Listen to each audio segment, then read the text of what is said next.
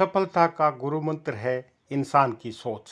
इसलिए सकारात्मक सोचे और सफलता की ओर बढ़े। एक ऋषि के दो शिष्य थे। इनमें से एक शिष्य सकारात्मक सोच वाला था।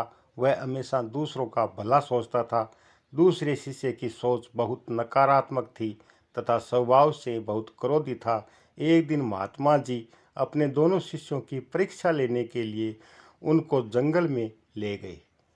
जंगल में एक आम का पेड़ था जिस पर बहुत सारे खट्टे मीठे आम लटके हुए थे। ऋषि ने पेड़ की ओर देखा और शिष्यों से कहा, इस पेड़ को ध्यान से देखो। फिर उन्होंने अपने पहले शिष्य से पूछा, तुम्हें क्या दिखाई देता है? शिष्य ने कहा, यह पेड़ बहुत ही विनम्र है। लोग इसको पत्थर मारते हैं फिर भी यह बिना कुछ कहे फल देता है। इसी तरह इंसान को भी होना चाहिए।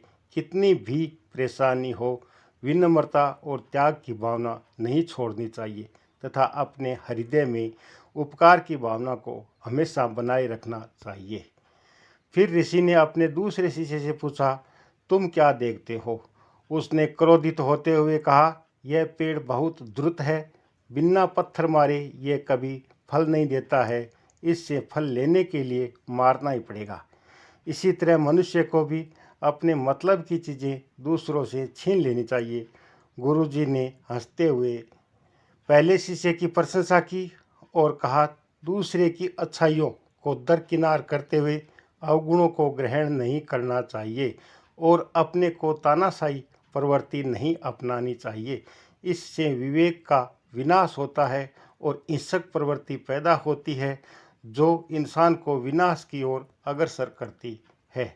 ऋषि ने दूसरे शिष्य को पहले शिष्य से सीख लेने के लिए कहा, सकारात्मक मनुष्य को आशावादी बनाती है जिसके द्वारा उन्नति का द्वार खुलता है। शिक्षा, जीवन में सफलता के लिए सकारात्मक सोच रखनी चाहिए। सकारात्मक सोच ही सफलता का गुरु मंत्र है।